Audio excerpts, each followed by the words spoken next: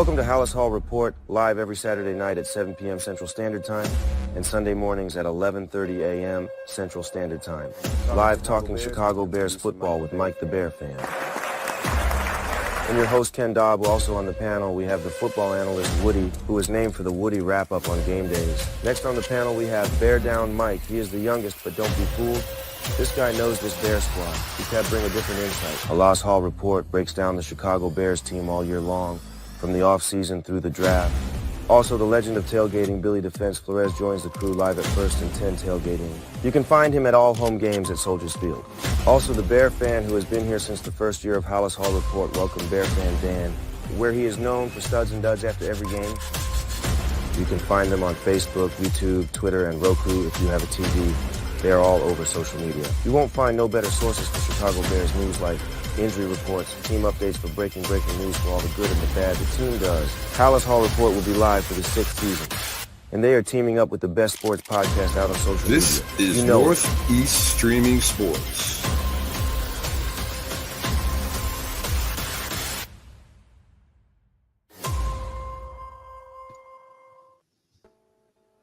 Good evening, Roku. Good evening, Facebook. Good evening, YouTube. And good evening anywhere else you may be watching us tonight. Welcome to the Halas Hall Report. We're on our new time slot. Saturday evening is 7 p.m. Central, 8 p.m. if you're like Woody on the East Coast. This will be our new normal time spot here on out. So every week of the year, no time off. This is what we're doing.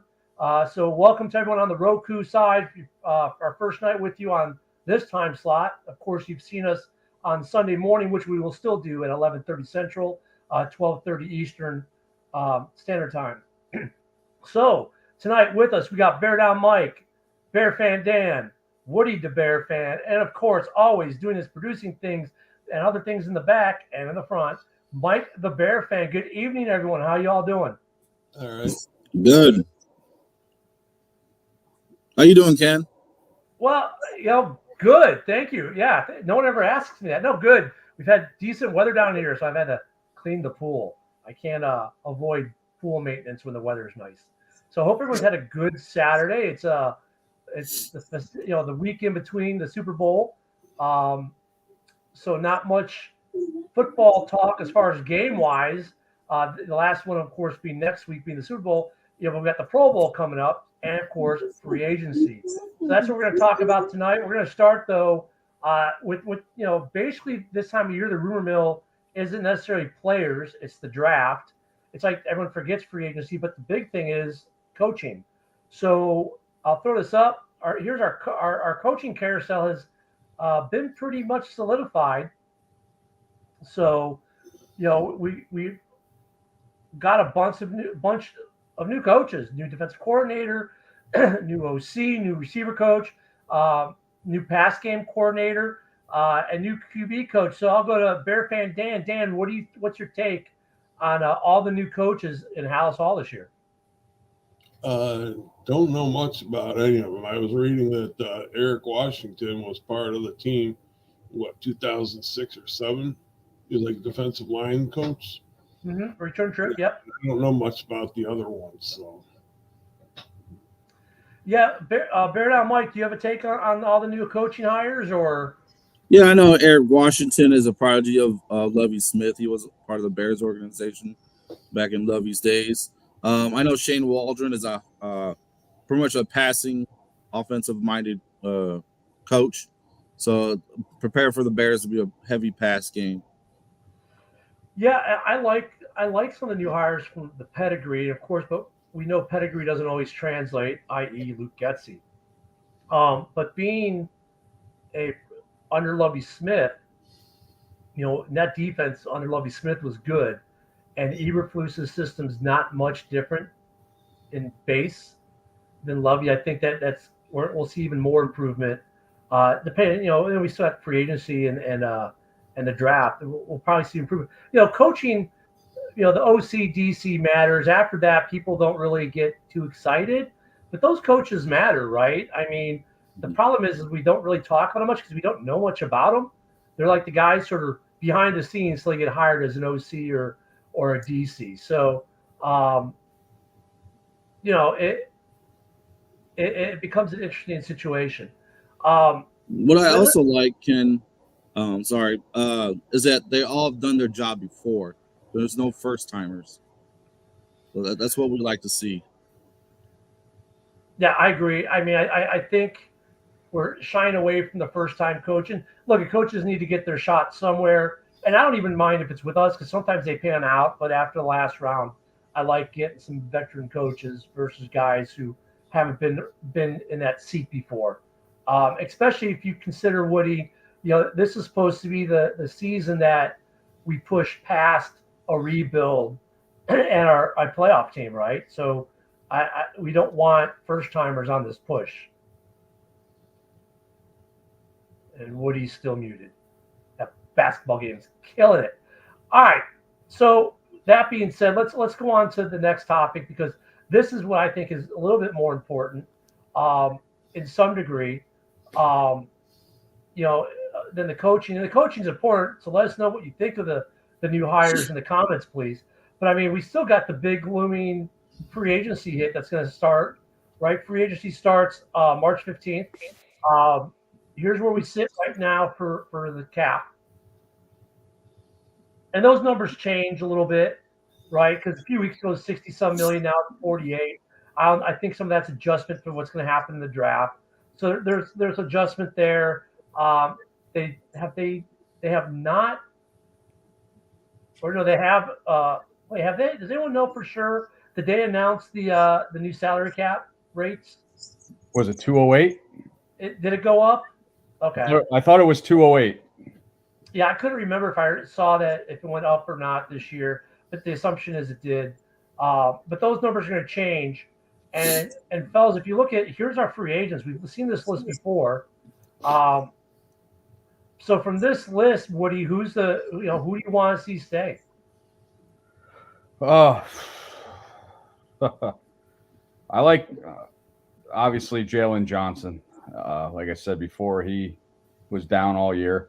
I think Justin Jones picked it up ever since the Sweat trade. I still have a feeling Mooney's gone. Patrick, I mean, there's a lot of. You put that up again because Yep. I'm ready to throw up at some of them. Yannick, I feel like he's gonna go. Mercedes Lewis when he comes back, maybe for $1 million or so. But the big pickups I think are going to be my feelings is going to be Jaylon Johnson. I don't think they're going to get a contract done, so he might be franchise tagged. I'm not sure, but like I said, Justin Jones, he was the beef of that defensive line when Sweat was traded to us. So I think those are the two big ones. Dan, how about you? I gotta agree. I was looking at the main ones for me would be Johnson and Jones. And that,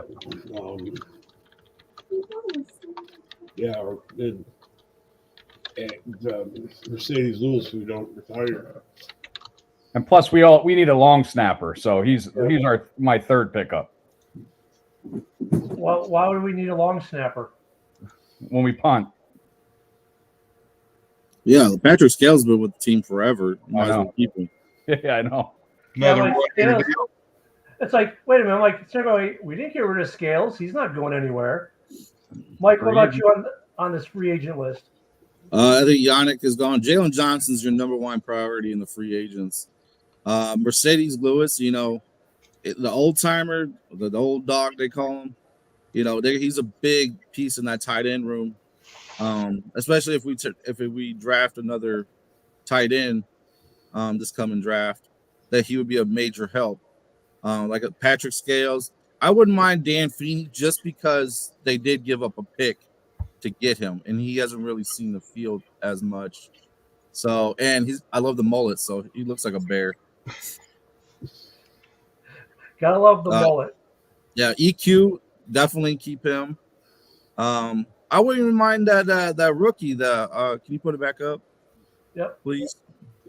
The Colin Johnson. I wouldn't mind keeping him around. Yeah, he's the tallest receiver in the league, isn't he? I wouldn't mind keeping him around. You know, he had a couple good catches. You know, but other than Maybe that, you know, and maybe Blackwell for some depth at cornerback. yeah, Josh Blackwell definitely. Yeah, I think Darnell Mooney is just going to go to a team where he's a solid number 2, and Chiefs. good luck to him. Yeah, I think Mooney's been associated with the Chiefs a little bit, and he might make a good fit for them. Yannick, the poor guy who can't seem to stay in the city is going to probably be moving on to another one. I don't see the Bears retaining him. He was a good stopgap. I think he knew he was a stopgap, but he didn't remember. Ngakoue didn't get, he didn't get any contracts offered to him really in free agency last year coming out. And really the Bears just got him at the last minute because no one else, offered him something. So it might be, he might even be out of the league. Who knows? I kind of agree with you, Mike, on Dan Feeney because he did, you did spend capital on him and he did miss a lot of time with injury. I don't think he's the answer at center, but I could definitely see us trying to retain him. Patrick Scales, he's not going nowhere. I think last time he signed for 1.4, 1.5, and long snappers in this league don't go anywhere unless they suck. And Patrick Scales has not sucked. So I don't see him going anywhere. Trent Taylor, see ya. Hardly knew ya. Foreman, I think, is gone because of some stuff that happened that made him a healthy scratch the last couple weeks of the season, more than his performance. And some of these guys, it's just business. They don't fit in. I think the one thing nice about Mercedes Lewis is, and we'll get into it later and throughout the months, but with all the crazy trade proposals, for the Bears and, maybe the Bears get another big tight end in a trade, blah, blah, blah. If Mercedes Lewis wants to play, I don't see why we wouldn't re-sign him for $1 million, which is basically what he got this year. Your worst case scenario, I think, on Mercedes Lewis is he retires and then you just hire him as a tight ends coach. I'd like to see that. I agree with you guys on the Jaylon Johnson. That's the number one priority. He's literally pretty much the best corner in the league for the most part, in my view. But I don't want to rule out Justin Jones. Ever since we added Sweat, he has stepped his game up. Wow, I'd like for him to keep Jones. he sounds just like Woody, Mike. It depends if we get a big name in a free agency, we don't really need him. If you want to use him as depth and it'd be cheap, I can see it, but I don't think they're gonna hit splash in the market for a tackle. No. Yeah, not for a no, tackle. I think they're just gonna get to the draft. And I bet if we looked him up on Spotrac, his contract is not – he's not big money. I would say his value dropped over from when we first signed him, put it that way. And now it's a lesser money, but good enough money to want you to, make you want to stay kind of thing. Right. I even said the same thing about the Feeney weeks ago.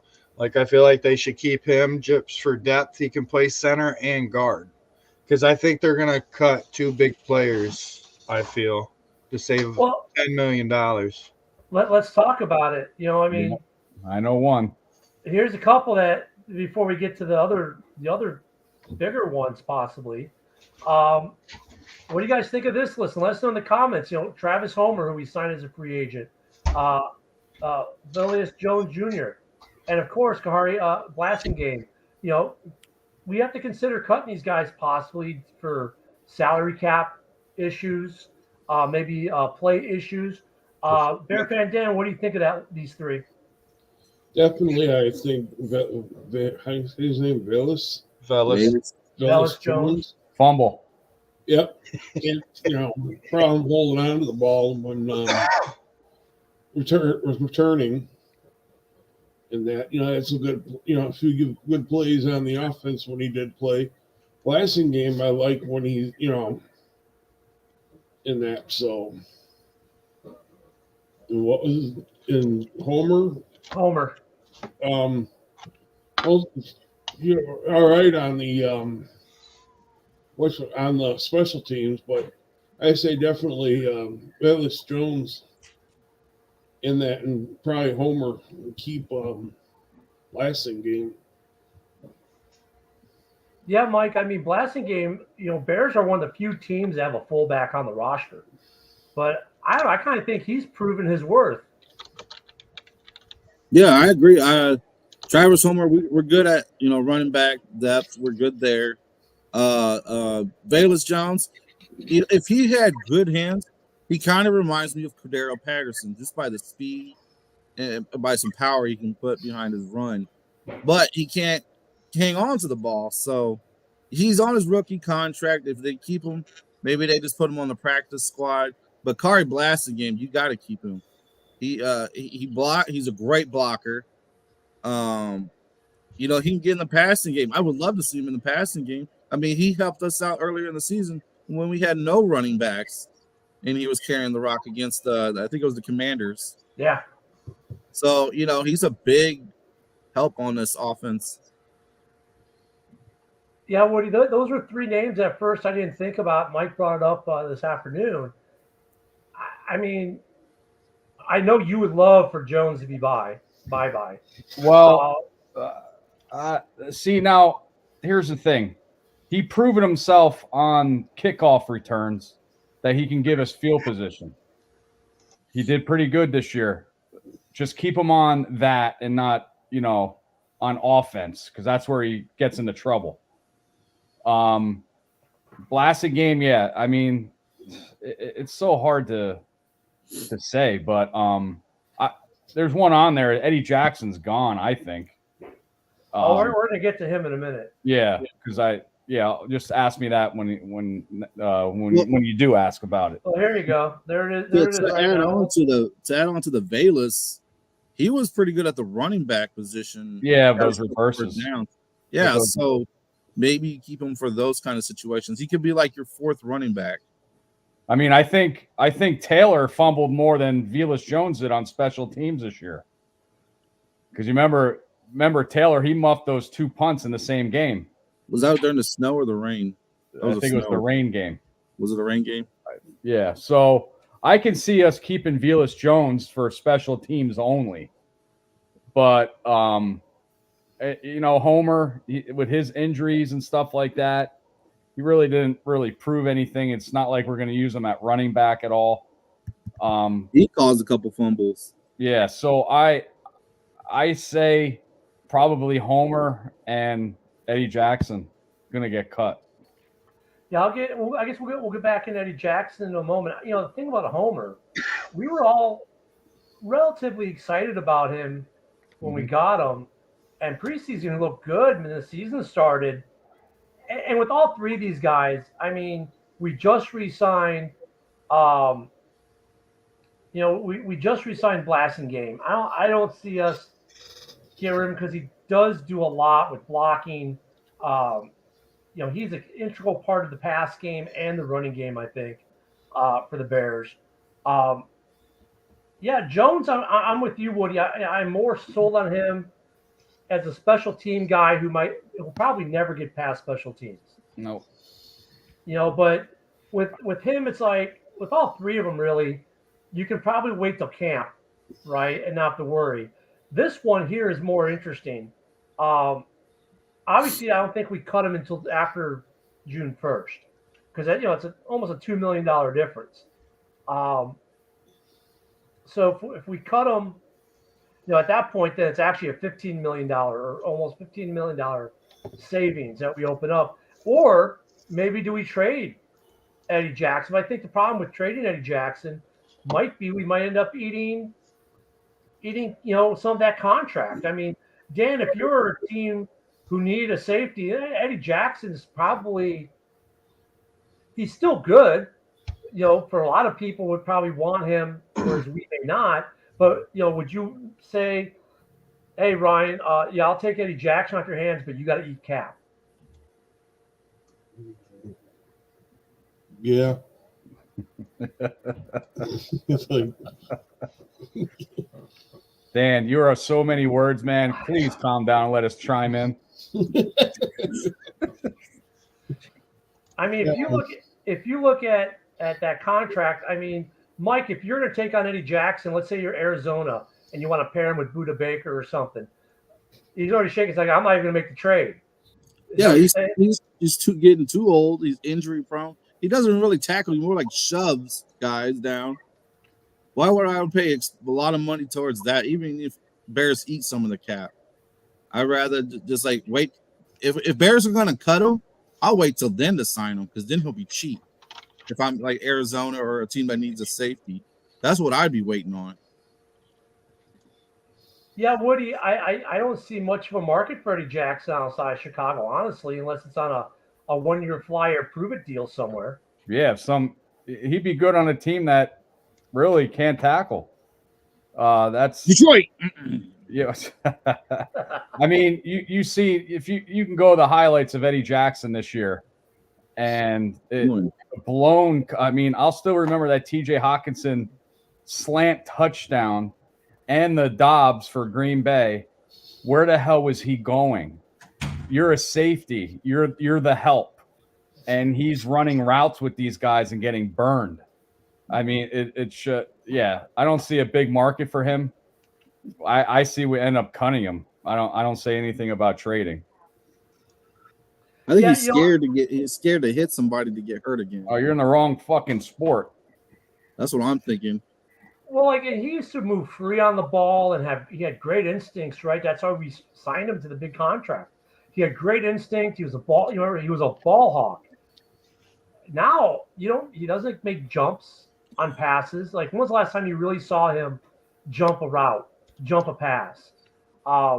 Yeah, his confidence shook. Maybe 3 years ago. He might be one of those guys who, I hate to say it, needs to get out of Chicago and get somewhere new where the expectation from the fan base and everything else isn't maybe as high, and he can go back to being himself. I know what it is with Eddie. He should go back to his old number. Oh, there you go. Well, no, they had to put that C on his shoulder because it was well fucking deserved. Get out of here. The C stands for critical. Yeah, absolutely. Yeah, critically blown coverage, maybe. Yeah, it's just I wanted Eddie Jackson was just like killing us in that secondary this year. Yeah. It's just like if our cornerbacks would get burned somehow. I mean, man, you got to think we had a lot of young guys on this cornerbacks. So Eddie Jackson in his mentality says to himself, I got to pick it up because these guys are young. They're going to get burned sometimes. He didn't help the team out worth shit. Yeah, he's the one that said he was going to be have the best career or best season as a safety. Yeah. In the beginning of the season. He had one interception that was pretty much thrown to him. Maybe in the Canadian League. So here's a question then on Eddie Jackson. I mean, obviously he's got a huge cap. What about this being restructured? And Eddie going, okay, I didn't have the best year as a safety. Please don't cut me. Let's restructure. Take this $18 million, which is going to become nothing for me, and a $3 million cap hit for you after June 1. Let's turn it into a 3-year, $12 million deal. So it's a $4 million a year average with maybe some incentives, if I can, right? So where the value could maybe be up to $5 million a year. And then your worst case scenario for me is I'm a rotational veteran presence. Can I answer that? Yeah, go ahead. That's why I'm posing the question. Ken, do we want? We're supposed to make it to the playoffs this year, right? Yeah. Can you trust Eddie Jackson to make a playoff run on defense? Well, okay. If I cut him on the first right now, who's playing the position? What's my depth look like? That's what I'm thinking about. I'll put Hicks back there. I don't give a shit. Yeah. Eddie Jackson is shit, dude. I'm telling you. I mean, there's probably a good safety in the draft. Even the best cornerbacks get burned, but they have people back there being for the help and shit. That's what a safety does. He didn't do shit. I wouldn't trust him. I mean, because here's another thing to think about too. It's not like we have not seen this done in the NFL before. Hey, Eddie, restructure, 3-year, $10 million deal. He goes to camp. We cut him. Now our cap dead space went from $3 million down to a lot less. Dan, what do you think?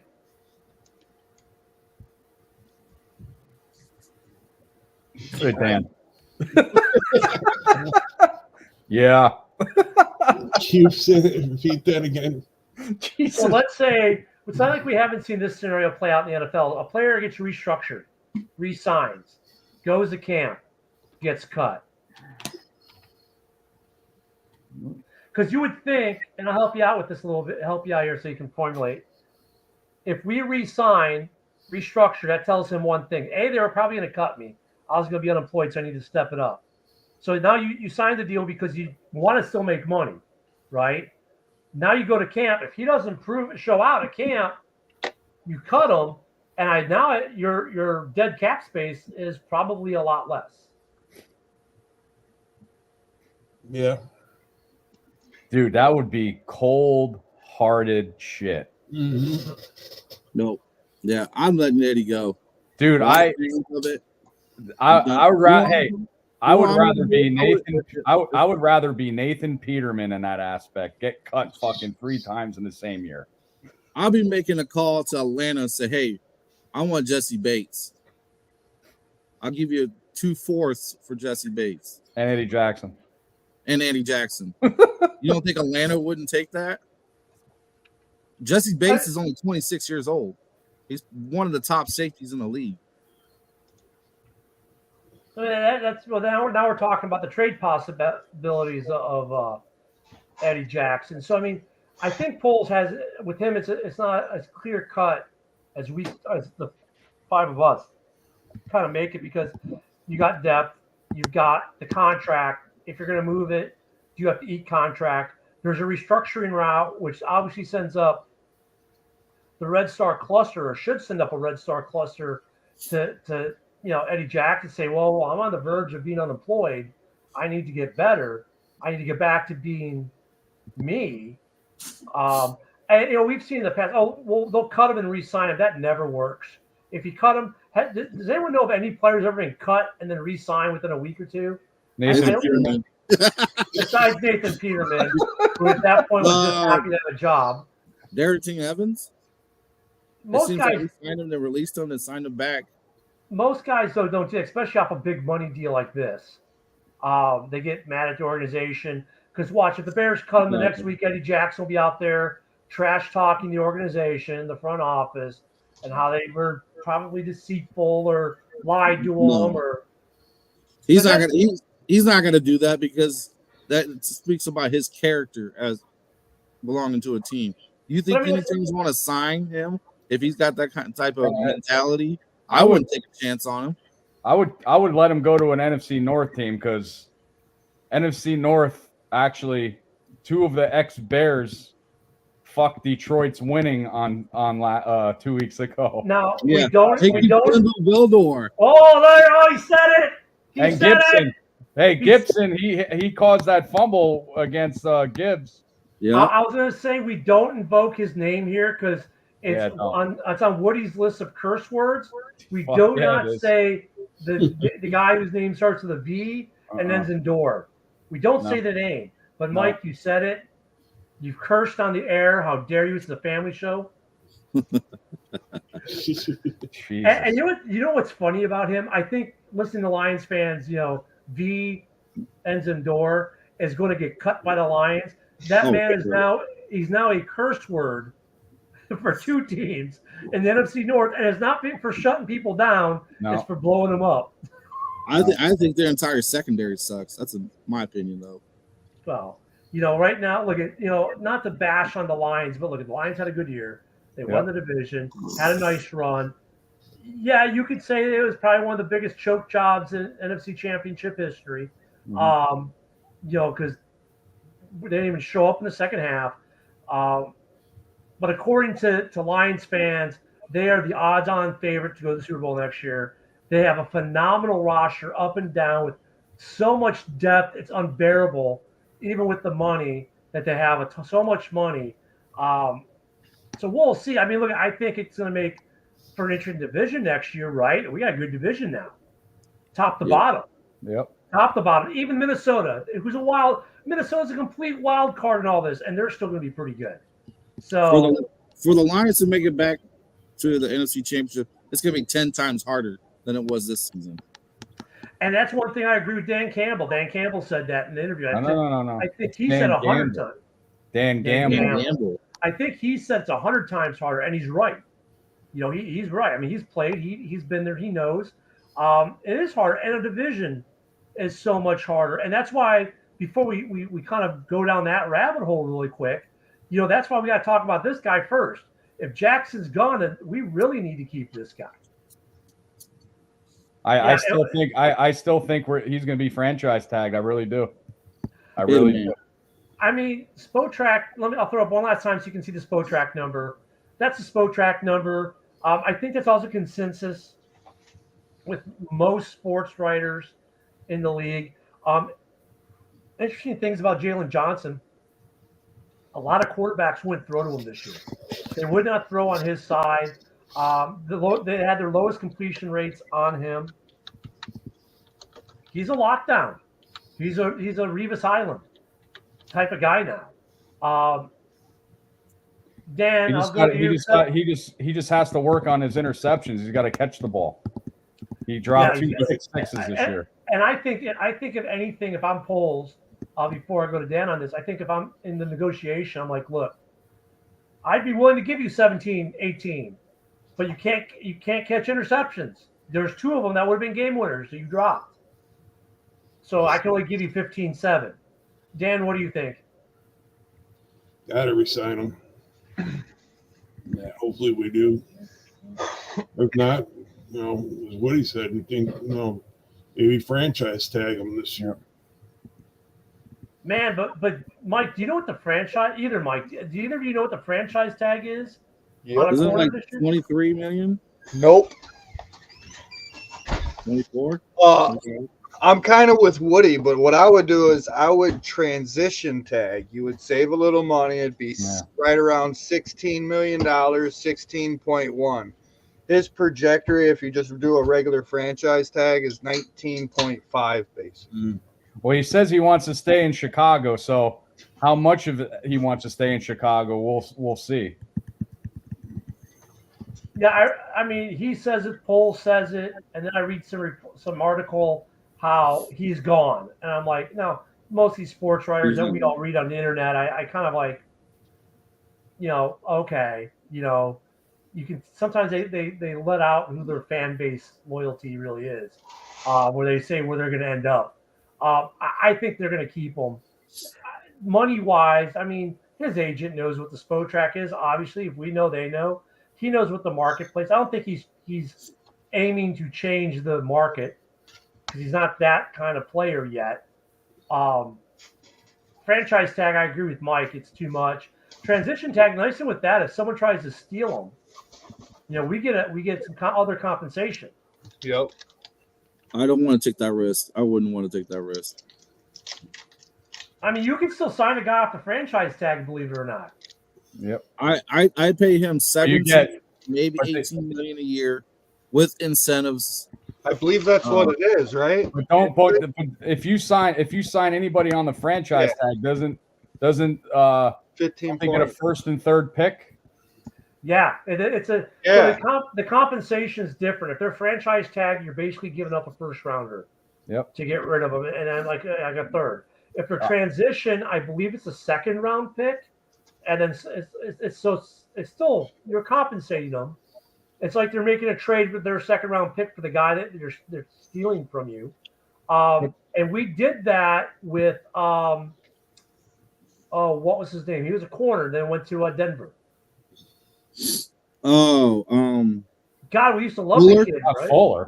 Yeah, Kyle Fuller. Kyle Fuller. I think he was a transition tag, and then Denver took it. We didn't match it, and we got their pick, or so. I believe that was the case with him. But see, okay, here's the question. Say if we do that franchise tag and somebody steals him, would you guys not accept the first and third pick?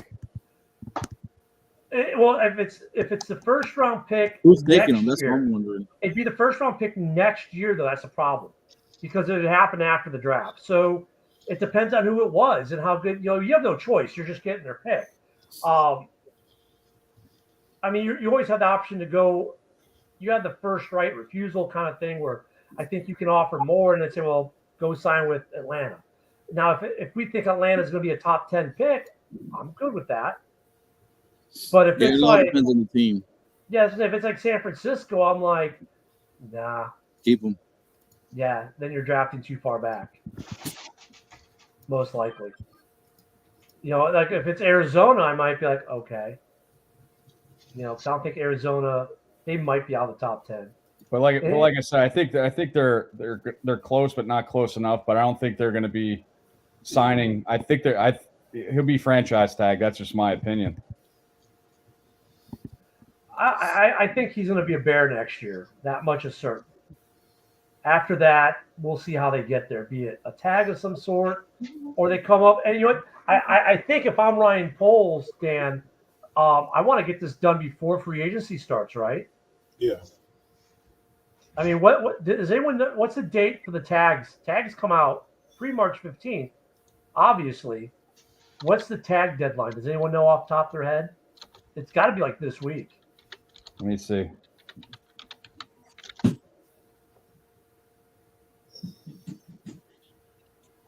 Research Woody hitting the links. But It says July. It goes February 20th to March 5th. yeah. So right now we're getting close, and March 15th is the opening of free agency. So I don't know, Dan. How hard do you think they're trying to get this done before tagging season? I think they're going to try their hardest. Honestly, Yeah. they're one of their best defensive players. They're going to try their best to not franchise tag him, to come up with a contract. But I don't know. I don't see it happening. I'll probably be wrong, but that's just me. I think Poles is trying to figure out, let's get this done, because we also have that other issue with the first pick going on and Justin. I'm sure they want to get this deal done as quickly as possible so they can focus on that. And Mike, I was going to say, like, if you focus on that, I don't think is there any other free agent? Let me pull this up. Anyone else on this list you would throw any type of tag on? No, Absolutely not. no. Maybe Peterman. Well, actually, no. I disagree with all of you. I would transition tag Patrick Scales, because look at the transition tag about it. The money on the lawn snapper, there's none of them that makes over $2 million in the league. But the cool thing is, if someone wants to try to steal Scales in, I'm getting a second round pick for you to try to steal my long snapper. Steal it. You can steal. Hey, you can steal a 40-year-old. That's all up to you, pal. But I mean, there are teams that legitimately have that need, and we've seen them, right? And Scales has been here. Crap. What's that? 2016 he got here, right? Something like that. So he's tenured. He's good at what he does. If I was going to, I think we're going to resign Scales. Scales is like 1.5. I'm good, right? Probably. He's probably okay with that. But if you throw that tag on him, if you would say, because of everything else, you just don't get the deal done, but you want to let him know, right? You really want him to stay so he doesn't test the free market. That'd be one way of doing it. And then look at, hey, Dan, let's say you're the GM for, I don't know, pick a team, and your long snapper sucks. And now you've got a guy like Scales on the market. Wouldn't you be tempted if you didn't have a tag on him? Be interested. Definitely be interested. So. I mean, it would definitely be a move that make teams go, wait a minute, they transition tagged a long snapper. Why not? No. Because we do have a lot going on right now. No, I wouldn't worry about franchising a long snapper. You could find some long snappers. So no, it's a transition. But yeah, the transition. I just give him a year. Give him whatever $1 million, whatever he's getting paid, maybe a little bit more. Yeah, I think his last deal was 2 years, $3 million. He's getting older. I doubt he wants to move to another team. Let's just. I'm sure he would turn down other teams and thank him for the offer. But like, hey, I'm in Chicago. I live here. Family's here. I'm just gonna stay here. Yeah, I mean, it's funny that we're talking about the long snapper because it's usually not a topic unless you've got one like we do who's been tenured. Now, if you want to talk about the punter, we can talk about the punter. Oh, fuck him. Well, let's. I guess we got a viewer question, and Simply Ball Drop and says, y'all want Fields or trade him? And that comes up to this big question here. What are we going to do with the number one pick in the draft this year? And we've got about 20 minutes left, so we can finish tonight talking about this. And of course, looking at some of the comments out there. All right, so Dan, what do you think? Do you want to keep Fields? Do you want to use the first pick in the draft to get a quarterback? These two are tied together, obviously. So what are you leaning at, Dan? What's your take on this? I'd still say draft Marvin Harrison Jr. And then with the next pick, was the 9th pick or whatever, maybe trade down a little bit with that one. And that, you can always pick up a quarterback later in the draft. And that. So are you're saying then stick with Fields? Stick with Fields. All right, Mike. I don't know if you guys heard about the Colin Cowherd going back on what he said about Caleb not wanting to go to Chicago. He's an idiot. And then he's repaddling back and retracting his statements. You got Shane Waldron, who's a pass-heavy offensive coordinator. Bears has always been a run-first kind of offense. So this is going to be different. I think they move on from Justin and draft Caleb. Now, would I want Justin to stay? Yes, on the mere fact that we kept Eberflus. I'm tired of doing this back and forth. We got a new head coach, but we still got the quarterback from the last coach drafted. We're doing this. The organization is so inconsistent at these two positions as a head coach and coach, or a head coach and quarterback, that what else do we expect our quarterback to be inconsistent as well? So we kept Eberflus, you keep Justin, but I think they're going to go draft Caleb. Hey, Woody, I'm hearing a song. You might know it because you're old enough. Uh-huh. The Temptations. The Great Pretender? No, it's the same old song. Oh, yeah. Gotcha. I think we keep him. Like I said, if we would have fired Flus, I would think that we would probably be moving on from Fields. But since we kept him, even though we fired all of our offensive coaches, I'm thinking that we're going to keep Fields, maybe drop to like the 2nd or 3rd pick and pick up Marvin Harrison right off the bat. At least we'll get some draft capital from dropping. And then maybe trading our 9th pick. It depends on, because the rumors I've been hearing too is that the Bears are going real heavy after Chase Young at the end of this season. So we might not need that edge rusher as much and trade our 9th pick away for draft capital. Now, there's a report. I want to ask you about the reports on Chase Young being sat during the Super Bowl. Is that anybody confirm that? No, because he's been lazy on plays. Yeah, I heard the article, but I didn't know he's being benched. I've seen one article. Like, I think we've all seen the same article, and I think it's just that one article. And I think maybe if anything, it's a little gamesmanship, right, coming into the Super Bowl. Like, and let's face it, that gamesmanship doesn't matter to the coaching staff of Kansas City. They're preparing for Chase Young regardless. But the fan bases have to have something to talk about before the Super Bowl. But I've seen several reports too about Young. And wait a minute, didn't I say that during at the end of the trade deadline that the Bears might do that in the offseason? Nope. Oh yeah, I did. I did say that. I think if Justin's here, Chase is coming here. But I think, here's a question I'll pose real quick. If the Bears didn't have the number 1 pick, if let's say we had 5 and 9, would we even be having this discussion about keeping Justin Fields? Nope. No, we'd be trading up to get Marvin Harrison. We'd be trying to get Marvin Harrison and probably a tackle. I mean, to me, that's the amazing thing of all of this. If the Bears weren't holding the number 1 pick, if we were at 4 even. Well, because let's look at Arizona real quick. Arizona could make their argument to get rid of, I'm so short I have homework time, right? Like, minus the big money contract they gave him. But if there's a team that has an argument to get a new franchise quarterback with a guy who might be in trouble in the top 5 of the draft, I mean, to me, Arizona's it, right? Because what has he shown you? Not much of anything at all. But they gave him a big contract. I mean, so if the Bears were at 4 or 5, even let's say at 4 or at 5, does anyone on this panel think we'd be having this conversation about do we keep Justin or not? Oh no. I got a better argument. What if we won those last 3 games, and we went 10-7? We were fighting for the division. We were making it to the playoffs. Would we be having this talk about keeping Justin or not? I don't think we would. And you know what's funny? 2 of those games we lost because of guys who are about to be free agents.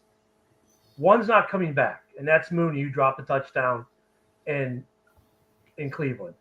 The other is a guy we want back, Jaylon Johnson, who dropped the pick 6 that would have sealed the first Detroit loss, or the Detroit loss, and would have possibly actually 2 games that he could have sealed up.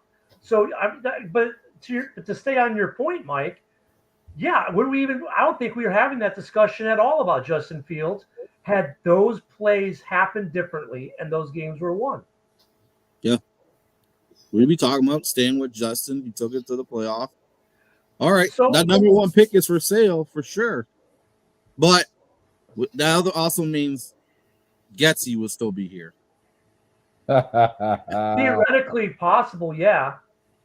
But I don't see, even if, let's say, look at the number 1 pick wasn't based on our play, right? It was based on Carolina's lack of it. So let's say Carolina had the pick turned out to be the number 5, right? With the current situation as is, would we be having this discussion about do we keep Justin Fields? Or are we only having this discussion because we so happen to earn the number 1 pick that Carolina earned for us by being such a shitty team? Both. I think the talk would be we'd be trading back and then taking a quarterback. Someone around to sit behind Justin. Mm-hmm. I think that would be the conversation. Yeah, if we were now we're getting rid of Badgett. We get Woody's guy Bo Nix, which I heard at the Senior Bowl he wasn't that good, or the bowl game. Bowl game. Better check on that. Was he not that good? Anyway, if we were 4th pick, we definitely pick Justin and want to probably be trading up to get Marvin Harrison Jr. Because Arizona is going fully. They're keeping Kyler Murray. They're going fully after Marvin Harrison. Yeah, definitely. But you got to remember too, Eberflus stuck up for Justin numerous times, too. So that's why I think we stick with Justin also. And even Poles says he can lead this team. And we need more needs than just let's get a quarterback. Yeah. Yeah, and the anti-Justin Fields community, which there's always that with any Chicago quarterback. I don't care how good look how good Cutler was for us as a quarterback. And there are fans who still hate him, think he's the worst quarterback in the history of quarterbacks, but he's statistically the best quarterback we've ever had.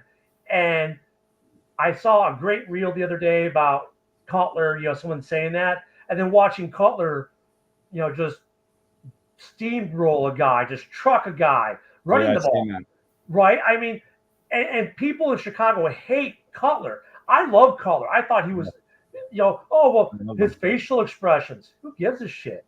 How does he lead the team on the field with his play? His actions were always that. So, I mean, I think the team is committed to Justin. I think it's just, you take what Mike the Bear fan said. I think the haters out there just use that as fuel to say, see, look, this is why they're getting rid of him. No, I think Arizona is going to have a quarterback drop at them at 4 that they didn't think they were going to have. And now they're not going to get Marvin Harrison. It's like, okay, do we go to Neighbors or do we have a quarterback controversy of our own now and draft the guy to sit behind Murray at 4 because now they can get away with it. They could draft Bo Nix at 4 and not be pressured to start him right away, but have an insurance policy. So, well, the new rumor I heard this week, I don't know if you guys heard it, is that we're picking Marvin Harrison at 1 and taking Pettis Jr. at 9 from Washington. the quarterback. I would not be. Well, let me ask this question. Dan, would you be upset if we took Marvin Harrison Jr. at 1? Oh, no. No. Mike? Yeah, I would want to collect picks and move down a little bit. So you would be upset if we couldn't trade with Washington or New England and actually had to take him at 1? Yeah. Okay. Mike the Bear fan, Mike? He's smoking weed. No, he must be. Here's a comment from a YouTube user. Keep Fields and draft Marvin Harrison Jr. End of discussion. Arturo, I agree with you, man. I definitely agree with that. That's where I'm at. And look, and the reason I asked that question before is because Marvin Harrison Jr. This is one of those drafts. Like, if he went number 1 at wideout, I don't think anyone in the league would say you reached. Right? I don't think there's anyone who would say Marvin Harrison Jr. at 1 is a reach. And that's why it's plausible and makes sense. Now, I get what, Mike, you're saying, but I can get picks. Not if Washington and New England aren't playing. Right? Because now if I get picks, I lose my main target. So the only reason I see what Bear Down Mike is saying coming to fruition is if the analysis of things, Neighbors is the guy that everyone says is the number 2 receiver off the board, right? So is Neighbors, when you do your comparison, is Neighbors that far off of Marvin Harrison Jr.? And if your answer is they're 1A and 1B with not much separation between, okay, Mike, I see what you're saying. Maybe we trade with Arizona and really make them pay for Marvin Harrison Jr., right? Yeah. I would go with New England and Washington. I'm putting them at a bidding war if they want to go up and get Caleb. I mean, so no one's ever gone. Commanders. They're going. Go ahead. But Mike, I'm sorry to cut you off, but literally no one has ever gone from 2 to 1 in the draft. No one has ever traded from 2 to 1, ever. Well, because they're going to expect us to take Marvin Harrison or Caleb. But if New England wants to move up and Washington gets ear of this, yeah, what to say? They're not going to want to try and get their guy. Yeah, New England will be the one to be trading with us. Yeah. And then how much does a new regime under new management want to give up on their very first draft? It's going to cost at least 3 firsts. Well, they're on the 3rd, so it's not going to cost as much. It's I would probably say 2 firsts, 2 seconds. A second, and maybe a future 3rd.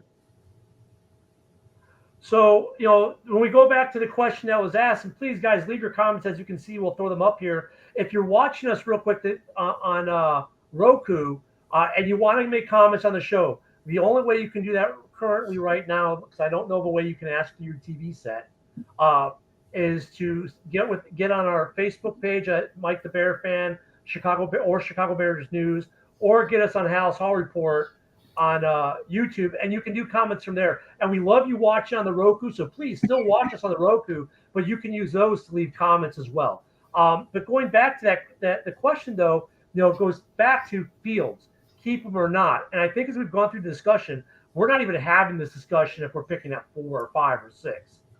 And I mean, is there anyone in the NFL who, I don't know, we're just 5 guys who like football.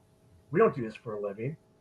These GMs out there, do you think they're really fooled by what CBS Sports or some guy who writes for ESPN as a beat writer for the Green Bay Packers thinks? Nope. Don't care. Mm-mm. I mean, and look, we're going to be hearing this until the draft. We get it. Unless something definitive happens. And I think the reason we haven't talked about it much, simply ball dropping, is because we have free agency first. And I think we're all the mindset here that free agency is going to dictate some of what we do in the draft. And yeah, I think the Billy's going to be upset because Mike Evans wants between 25 and 30 million a year. But so what's Mike and I were talking about this earlier. Mike the Bear Fan and I were talking about this earlier. If we got Evans and spent that kind of stupid money on him. Well, now we're not drafting Marvin Harrison Jr. So that's what I'm saying. Free agency is going to dictate some of the draft. If we don't sign a wide receiver at all of any substance, we might get some filler guys of any substance at all, then we're probably going to MHG or MHJ. If we sign Chase Young, like Woody said, now we're getting rid of the number 9 picks. We don't need that edge. Okay, Arturo says, I've been riding for the Bears win or lose. We need to finally develop Justin, give him the tools he needs to be successful. Like Paul said, built from the draft. He's a genius. I say trade back once. And then, thank you for the comment, Arturo, because you're right, because everyone forgets this too. Paul said a couple of things. We build in a draft. It's going to take time. 2 things Chicago fans are not used to hearing. Because look how impatient – we were okay at the beginning of the year, but look how impatient most of the fan base is now. Yeah, it's up to Justin, if he stays, to develop on his own. Because they're going to be riding him hard if we keep him. But Dan, he's developed, hasn't he? Hasn't Fields improved a lot every year? Or at least, markedly every year? I think he's improved a little bit each year. I mean – Yep. So, I mean, we're seeing the progress, and I mean, if you want us to get rid of Fields, please leave a comment. And we know, John Dorn, you want us to get rid of Fields. John Dorn, our resident Packer fan, friend from Frozen Tundra, who is on, they're on, by the way, we'll give them a little bit of a push. They're on from, was it 4 to 5? 5 to 6. Or 5 to 6 Central, right on Saturdays before us. But yeah, I mean, I think we keep Fields. I know we're going to have this discussion a few more times. It's going to get old quick. But I think, and please tell me if I'm wrong, if you guys think I'm wrong, I think what we do in free agency might tip the hand a little bit. Could possibly. I mean, I know Billy really, really wants that high-end wide receiver free agent, but I don't see us spending $25 million. Nope. One last scenario before we got to go. What about trading it to the Vikings for Justin Jefferson and their number 1? Quick yes or no. No. Okay, with a bunch of resounding no's, that's a good way to end the show. Everybody, thank you for watching us tonight. Remember, every Saturday from 7 to 8 p.m. Central, that's 8 to 9 Eastern, like on Woody time. 11:30 tomorrow morning, we will see you. 11:30 Central, we will see you here tomorrow morning for what normally will be the pregame show. We have some good topics for you tomorrow on the Roku. Please watch on Facebook, YouTube, Northeast Streaming Sports on Facebook. You can catch us there. Roku on your TV. Catch us on any of those. But if you want to leave comments, you got to be able to do it on our Facebook page or our YouTube page, and we'll try to get you on the show. Tomorrow's only a half hour. For Mike, Bear fan Dan, and Woody, I'm Ken saying have a great evening. Be safe. Bear down. Bear down. Yeah. Welcome to Halas Hall Report, live every Saturday night at 7 p.m. Central Standard Time and Sunday mornings at 11:30 a.m. Central Standard Time. Live talking Chicago Bears football with Mike the Bear fan. I'm your host, Ken Dobb. Also on the panel, we have the football analyst, Woody, who is named for the Woody wrap-up on game days. Next on the panel, we have Bear Down Mike. He is the youngest, but don't be fooled. This guy knows this Bear squad. He can bring a different insight. Halas Hall Report breaks down the Chicago Bears team all year long, from the offseason through the draft. Also, the legend of tailgating, Billy Defense Flores, joins the crew live at 1st and 10 tailgating. You can find him at all home games at Soldiers Field.